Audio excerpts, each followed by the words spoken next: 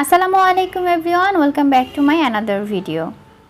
অনেকে রিকোয়েস্ট করেছিলেন যে আপু ড্রেসে কিভাবে হ্যান্ড প্রিন্ট করা যায় সেরকম একটা টিউটোরিয়াল আমাদের সাথে শেয়ার করেন। তাই আপনাদের রিকোয়েস্টের টিউটোরিয়ালটা নিয়ে আজকে চলে এলাম।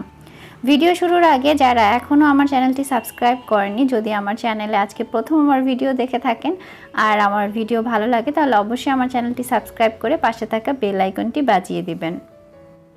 আমার হাতের কাজে যে কোনো প্রোডাক্ট আপনারা যদি নিতে চান সেই ক্ষেত্রে আমার ফেসবুক পেজ তাহা বাই তামান হ্যান্ডিক্রাফটে নক দিতে ভুলবেন না। পেজের লিংক এই ভিডিওর ডেসক্রিপশন বক্সে দেওয়া থাকবে।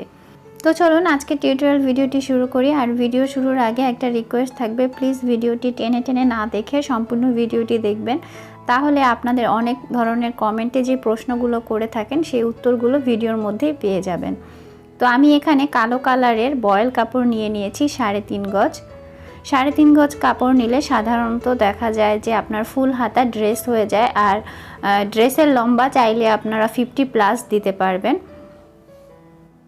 তো আপনারা আপনাদের ড্রেসের মাপ অনুযায়ী কাপড় কম বা বেশি নিতে পারেন। তো আমি কাপড়টাকে এভাবে বিছিয়ে নিয়েছি, আর কাপড়ের একটা পাশ থেকে আমি কাজটা শুরু করব, আর অপর যে পাশটা থাকবে সেই পাশে আমি গিয়ে হাতার কাজটা করব। তো প্রথমে আমি বডির কাজটা করে নিচ্ছি। আর আমি কাজ করার ক্ষেত্রে নিচে এরকম একটা রেক্সিন বিছিয়ে নেই, এতে করে রং কোনো দিকে লাগার সম্ভাবনা থাকে না। এখন আমি আনুমানিক গলার একটা মাপ দিয়ে নিচ্ছি। আমি গিয়ে গলার চওড়াটা 6 ইঞ্চি ধরে নিচ্ছি। এটা আপনারা আনুমানিক একটা মাপ ধরে নিলে দেখা যায় যে আঁকার ক্ষেত্রে সুবিধা হয়, যে আমি কোন জায়গায় এক্সাক্ট কাজটা করব সেটা বোঝা যায়। আর গলার ডিপটা আমি এখানে 8 ইঞ্চি ধরছি। আমি একটু বাড়িয়ে ধরছি কারণ উপর থেকে ড্রেসটা যখন তৈরি করা হবে তখন সেলাইয়ের জন্য কাপড় লাগবে। তো সেই অনুযায়ী আমি এখানে একটা গলার শেপ দিয়ে বক্স করে নিচ্ছি।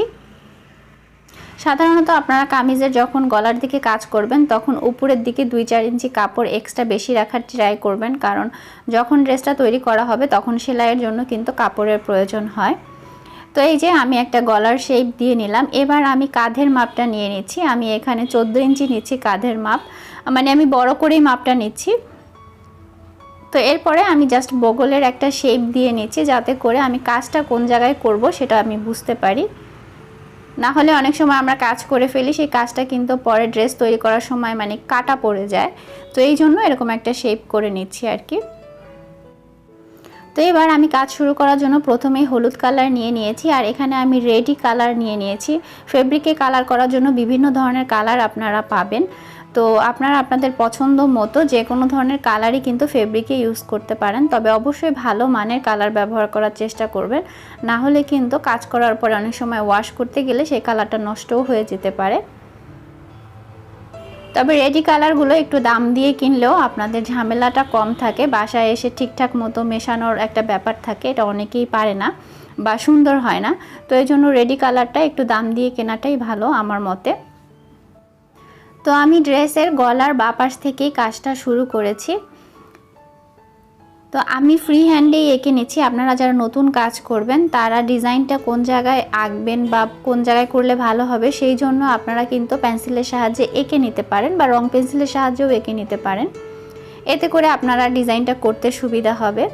বাট আমি যেহেতু মোটামুটি রেগুলারই কাজ করি এই জন্য আমি ফ্রি হ্যান্ডে কাজ করতেই বেশি পছন্দ করি।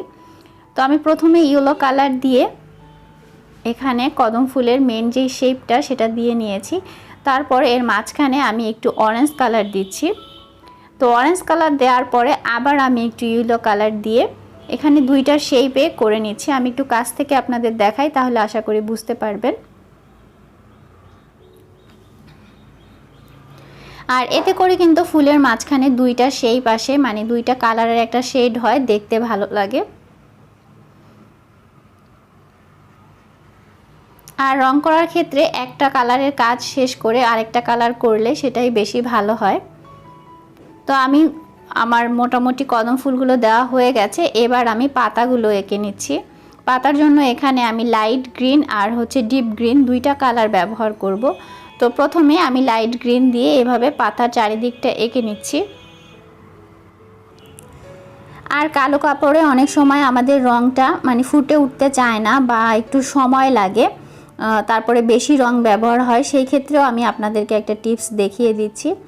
তো প্রথমে আমি পাতার শেপগুলো দিয়ে নিলাম, এরপরে আমি এই পাতার মাঝখানে হালকা একটু সাদা রং ফাঁকা ফাঁকা করে এভাবে লাগিয়ে নিচ্ছি। এতে করে এরপরে আমি যেই কালারটাই দিব খুব সহজেই কিন্তু ফুটে উঠবে। এটা আপনারা কালো এবং যে কোনো ধরনের গাঢ় কালারের কাপড়ে যদি কাজ করেন সেই ক্ষেত্রে এই টিপসটা আপনারা অ্যাপ্লাই করে দেখতে পারেন। সাধারণত ডার্ক কালারের উপরে যে কোনো কালার দিলে এক্সাক্ট কালারটা আসে না, একটু ডার্ক হয়ে যায় কালারটা, যার কারণে আপনারা যদি বেইজে একটা সাদা রং দিয়ে নেন তখন কালারটা সুন্দর ফুটে ওঠে। আর আমি পাতাগুলো সব কিন্তু দুইটা কালার কম্বিনেশনে করে নিয়েছি, লাইট গ্রিন আর ডিপ গ্রিন, আর সাদার জন্য আলো একটা কালারের শেড এখানে তৈরি হয়েছে। তো এভাবে আমি ফুল ড্রেসটাই করে নিয়েছি। ড্রেসের নিচের অংশটাও আপনাদেরকে একটু দেখিয়ে দিলাম, আর ড্রেসের গলার সাইডেও আমি দুইটা ঝাড় করেছি আর নিচের দিকেও কিছুটা কাজ করেছি। আপনারা আপনাদের পছন্দ মতো কম বা বেশি করে নেবেন। আর এখন পাতাটা একটু শুকিয়ে আসলে আমি পাতার মাঝখানে গাঢ় সবুজ কালার দিয়ে পাতায় যেমন একটু শির কাটা থাকে ওরকম করে এঁকে নিচ্ছি। এতে করে ন্যাচারাল লাগবে। আর আমার কাছে মনে হয় হ্যান্ড প্রিন্টের কাজগুলো আপনারা যদি ফ্রি হ্যান্ডে করেন তাহলে ন্যাচারাল ভাবটা বেশি আসে। তারপরে আমি কিছুক্ষণ সব কালারগুলো শুকানোর জন্য ওয়েট করেছি। এরপরে আমি সাদা রং দিয়ে কদম ফুলের যে সাদা অংশটা থাকে সেটা এঁকে নিচ্ছি। তো আমি প্রথমেই এই যে বৃত্তটা দিয়েছিলাম বৃত্তটা চারিদিকে এঁকে নিলাম, তারপরে মাঝখানে দিয়ে নিচ্ছি। এরপরে একেবারে মিডল অংশে আমি কিছু ফোঁটা ফোঁটা দিয়ে নিচ্ছি। আসলে হাতের কাজে জিনিসগুলো মুখে বর্ণনা করা খুবই কষ্টের, আপনারা আশা করি দেখে বুঝে নিচ্ছেন। আর এছাড়াও আমি কিন্তু কদম ফুলের আরেকটা শাড়ির টিউটোরিয়াল অলরেডি শেয়ার করেছিলাম, সেই টিউটোরিয়াল লিঙ্কটা আমি এই ভিডিওর ডেসক্রিপশন বক্সে আর ইন্ড স্ক্রিনে দিয়ে দিব, আপনারা চাইলে সেখান থেকে ওই টিউটোরিয়ালটাও দেখে নিতে পারেন। তো এবার আমি কামিজের ঠিক অপর প্রান্তের অংশে হাতার জন্য এই যে ডিজাইনটা এঁকে নিচ্ছি। তো আমি এই যে একটু গ্যাপ দিয়ে দুইটা হাতার জন্য দুইটা আলাদা আলাদা করে এরকম ডিজাইন করে নিয়েছি। কাপড়ের এক পাশে আমি বডির অংশটা করেছি, এই যে এখন যেটা দেখছেন, আর ঠিক অপর পাশে ঘুরে গিয়ে আমি ওখানে হাতার অংশটা করেছি। এতে করে যখন ড্রেসটা তৈরি করবেন বা টেইলার্স বানাবে সে ঠিক মতো আপনার মাপ অনুযায়ী বানিয়ে দিতে পারবে, এবং ড্রেসের লংও যতখানি দরকার ঠিক অতখানি দেওয়া যাবে।